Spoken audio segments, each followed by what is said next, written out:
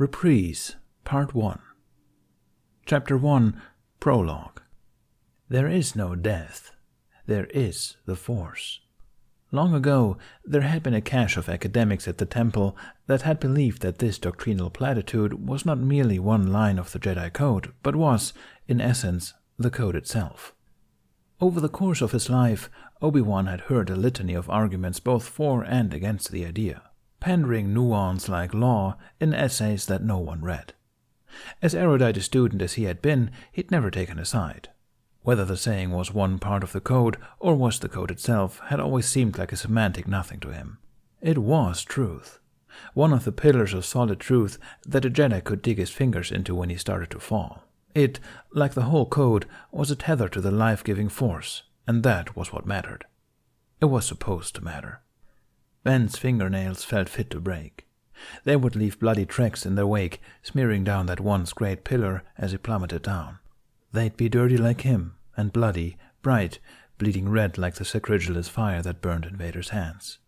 It moved in a stiff mockery of Jem So, a show whose sloppiness was only outdone by Ben's own antiquated chorizo. It was embarrassing how hard it was to keep up, to hold a defense with joints that screamed in their age. Master Yoda had never had this problem. Ben grit his teeth. It is you who is weak, Kenobi. Even the Force seemed to wheeze its way through this twisted kata, a death rattle forming in its unfeeling lungs. Breathing heavily from the fight, Ben wondered if he was ever supposed to have lived this long. Maybe the Force did make mistakes, sometimes. Ben felt Luke arrive before he saw him, and his heart clenched. He looked over at the boy, at his upturned face of fear, and knew that he'd reached the end of his path. Faced with the end, Obi-Wan's soul diverged from itself, twin halves making turns in either direction just a moment ahead of time. There is no death, there's the Force. That first half recited, encouraging him to accept his last stand with dignity and composure. But this is wrong, said the other, haunted eyes flicking between Luke and Vader, back at Obi-Wan as he raised his sapphire blade in arthritic hands. This has always been so wrong. And even the first half of him flinched at that. Perhaps it was, but what could he do? So much. The thought was an absinthian aftertaste. I could have done so much more.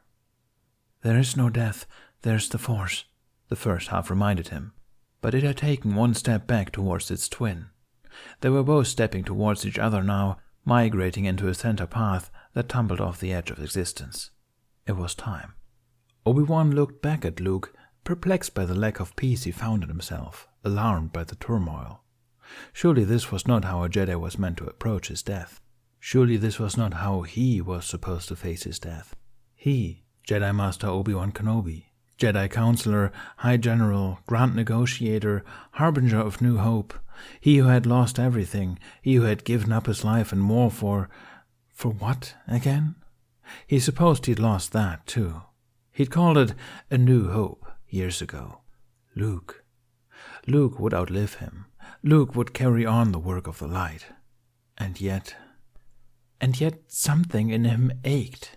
Something rebelled with a mutinous shout that this was not how things were supposed to be. Maybe it had been shouting for years. Maybe it was only now that he could hear it clearly enough, now that he was staring death in its rasping, globe-eyed face. There is no death, there is the Force. His fingernails cracked against the pillar, the tether to his life force. But I could have done so much.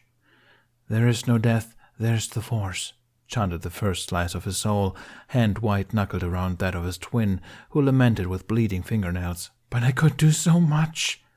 Darth Vader shuffled towards him like a macabre puppet dangling on live wires, red plasma hot and waiting to strike. The salute Obi-Wan chose to be his last was a youngling's pose.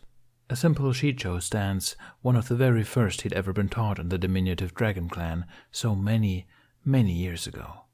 It was a stance of defiant humility, but also of final submission.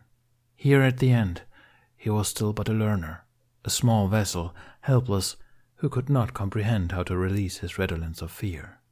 Oh, Force, help me.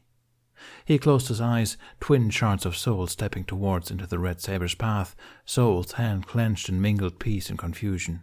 Force, catch me, he begged, because he was free falling, and his hands were bloody. He fell, leaving no body and no stains on the pillar of truth. There was death, and there was also the Force.